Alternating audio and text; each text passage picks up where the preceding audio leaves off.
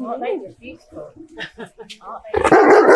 No, that's the camera. Come on. Right, what's going on? What can we do today? What would you like to... For me, it's all about avoidance, and I can't do that anymore. So I live pretty much in the middle of nowhere. It's very easy for me to avoid. Okay, so I go on a dog walk all around the fields. I see anything coming, I turn around and I make my own walk up. I just don't go past them. They're both extremely reactive when they go past other dogs. In fact, I can't go past other dogs because there's a lot of weight there for me to deal with. I know there are certain things I do wrong, but I was thinking today, the older one, by the way, is going to be 6 in May, so she's 5.5. I got her age wrong by a year. Not that that makes any difference. She always was very reactive on the lead. You know, we could never go along a canal path because she would just be like, and I'd be apologising to people, and I thought, this is stupid. They just want my dog to be quiet. They don't want to know anything about my dog. Then I got the other one, and he just started doing it too.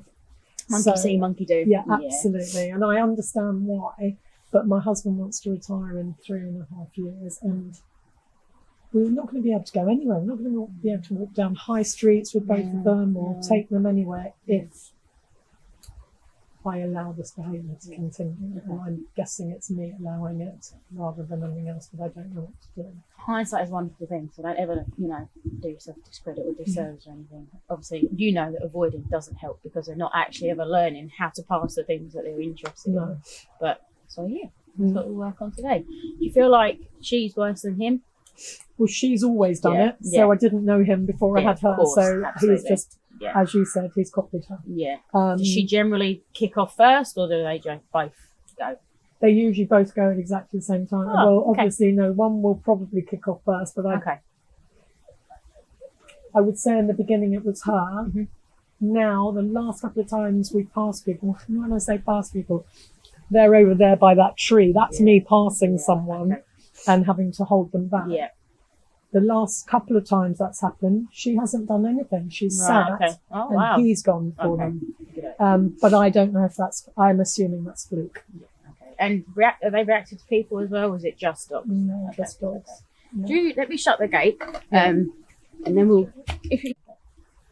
Or the Jang, as we call her. Nice, I like that. And she is Baliley. We also call her Bear, so she, whatever you want to call her really, but I guess we'll stick to her name. We'll stick with her name for today. Okay, well, when you're ready, if you want to get them both out on a lead, we'll see what we're dealing with, and we'll go from there. All right, we'll mooch around in here first and foremost, let them stretch their legs. Lovely. Now, I know I'm going to be told off about this. I've got slip leads and I've got flexi leads. I take them out on the flexi lead because we're in the middle of nowhere, so I want them to have 8 meters because I don't let them off the lead. But so shall I put them on the slip leads? Slip leads for now,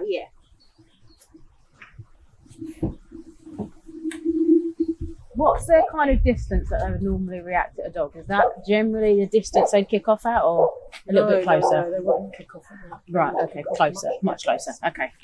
As you can see, they're not actually...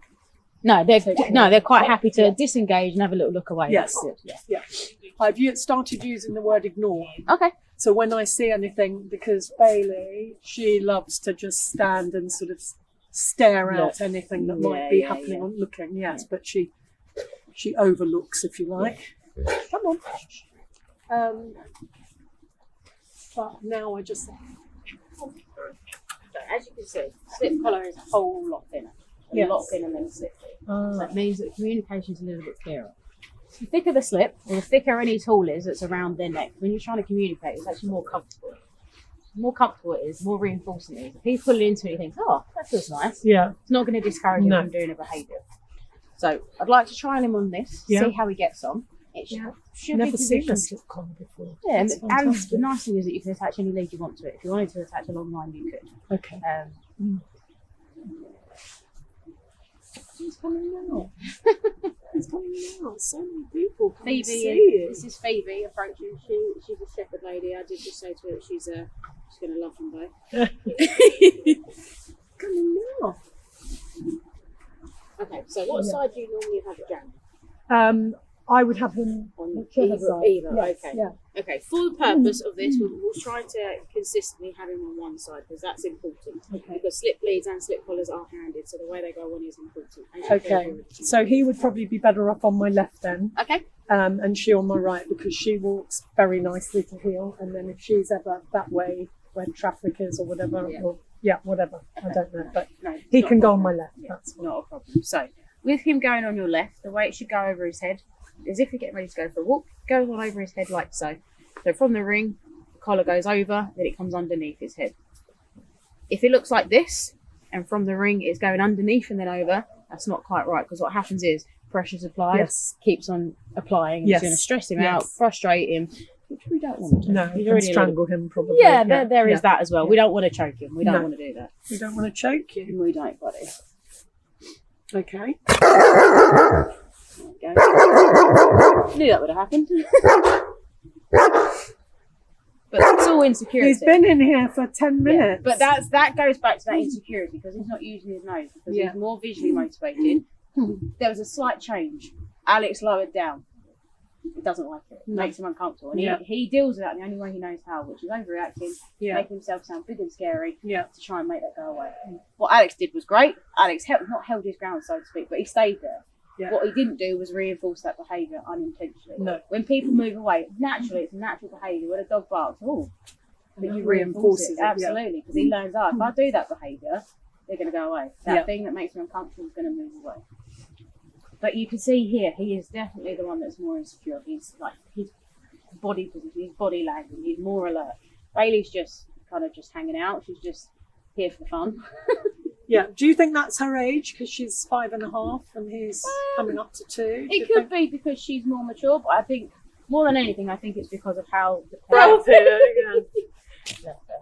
So take a little side step here to the right.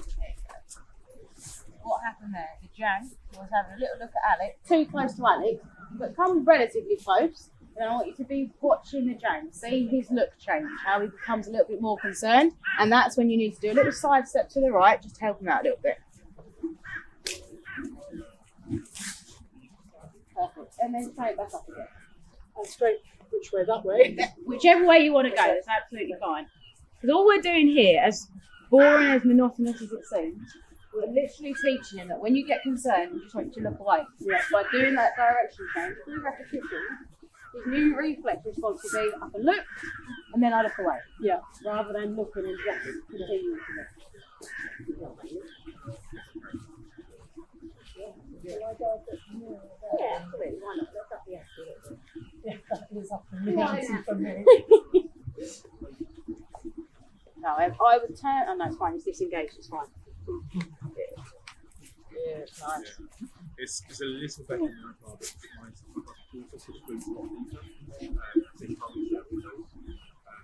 but he does. Nice, good. Now relax your arms. That's it. Good. Enough.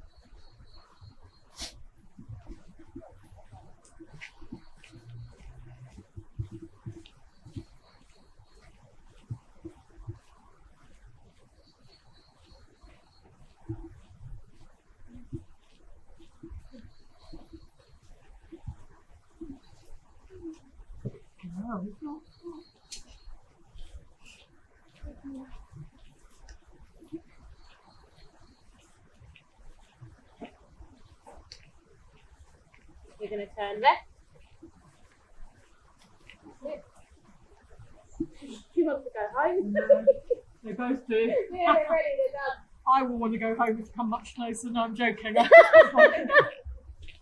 You're doing good. The three of us just want to jump in the boot. You don't need to jump in the boot, I promise.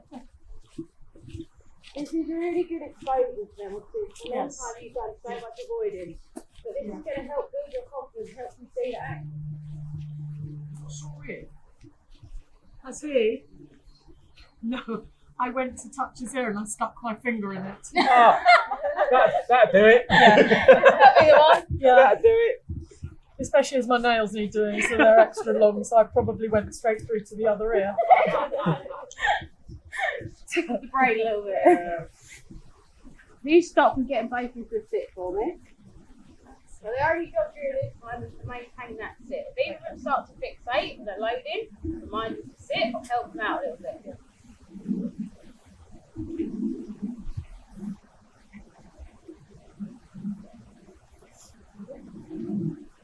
So help the Django out here. Do a little turn into it, bring, and then bring it back round. That's it. Turn. And then come back. Yeah, nice.